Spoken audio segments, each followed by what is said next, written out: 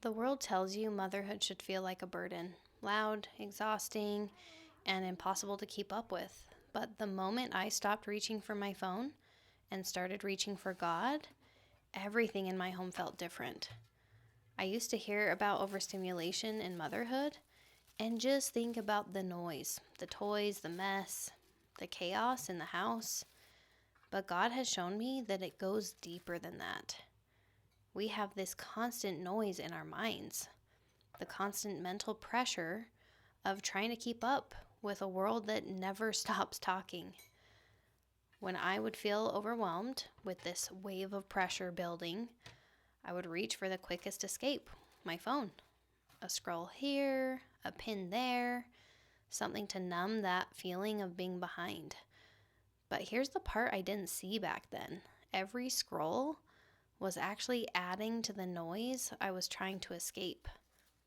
I didn't know that God had already given me the cure, a cure that sounds really simple, but feels impossible in our modern world. Be still and know that I am God. Be still, not productive, not caught up, not perfect, just still. But stillness felt foreign to me, uncomfortable, guilt-inducing, like I was doing something wrong if I wasn't hustling or fixing something. And honestly, my phone made it easy to avoid stillness. Stillness meant I had to feel, I had to face all these anxious thoughts, the pressure, the guilt, the comparison. Of course, I didn't want to sit with that. So I escaped into my phone again and again and again until one day I couldn't ignore it anymore. I wasn't overwhelmed because my home was messy. I was overwhelmed because I was drowning in mental clutter, comparison, and noise. And the more I work with moms, the more I see that same thing happening to them.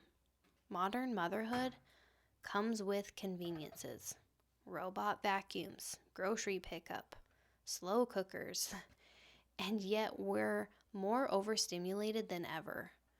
Why? Because convenience brought comparison, noise, endless choices, pressure to keep up. We're not just keeping house anymore. We're trying to prove that we're enough in a world that never stops throwing expectations at us. The real burden isn't the dishes, it's the mental load, the guilt, the shame, the constant, why can't I get it together like she does? My phone fed that shame every single day. But God, He offered me something else entirely. He didn't demand more hustle. He didn't tell me to do better or do more. He just wanted me to be still. And when I finally put my phone down long enough to hear Him, I felt a peace that is honestly hard to describe. My nervous system calmed, my thoughts slowed down enough for me to actually think on purpose. And I realized something I had never understood before. Overstimulation wasn't just a sensory issue, it was a spiritual one. God wasn't asking me for a cleaner home, He was asking for a quieter heart. For our grandmas, back in the day, homemaking used to be very relational, slow, rooted in presence. A simple fire or a simple meal, simple connection. And now we're reacting to pressure that was never ours to carry, noise that God never asked us to endure, expectations that He never placed on us. But when I stopped numbing the overwhelm with my phone and actually started listening, He taught me how to create something my home desperately needed. A place of refuge, not from the mess, from the noise. I love the scripture about Captain Moroni fortifying the Nephite cities. He built places of security before the danger came. He was proactive. He was intentional and wise. And suddenly, it clicked. My home wasn't just a place to clean. It was a place to fortify, a place to spiritually protect my kids from the noise that I was barely surviving myself. Create this sanctuary of faith. But how could I build that if I was constantly escaping into distraction? Putting down my phone wasn't about productivity, it was about peace. It was about presence. It was about hearing God again. And the more I practiced stillness, the more He rewrote my unhelpful beliefs. Not a good mom never lets the house get messy, but a peaceful mom builds a peaceful home. Not I'm failing because I can't keep up, but I'm called to steward my home, not perfect it. Not everyone else is doing it better than me, but God made me the mother of these children on purpose. Stillness isn't doing nothing. Stillness is strengthening everything. Putting my phone down didn't instantly make my home quieter. It didn't suddenly tackle the to-do list, but it made me quieter. It made me more calm, more confident.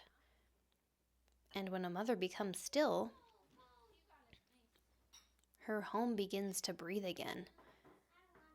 And now, when I feel overstimulated, which happens, the noise, the kids, the messes, the dishes, the laundry, I don't scroll. I stop, I breathe, I ask God what matters right now. And without fail, He guides me and comforts me and helps me and reminds me to be still. He cures what overwhelm creates. He reminds us of our divine nature and His infinite love for us. And that divine nature, and knowing that divine nature, is what helps us show up in our homes with more intention, more purpose, more peace. Because we're not trying to do it her way. We're allowing ourselves to do it our way and realizing that's the way that God intended us to do it. He made us the way He did on purpose. All of our strengths, all of our quirks, our personality, our wiring, all of those factors need to come into play with our homemaking and with our motherhood. And knowing His infinite love for us, we can trust in that, even when we don't trust in ourselves, even when we feel like we're not enough, even when we recognize that we're never going to be perfect. He loves us no matter what. He created us the way He did, intentionally. And I hope you remember that this week.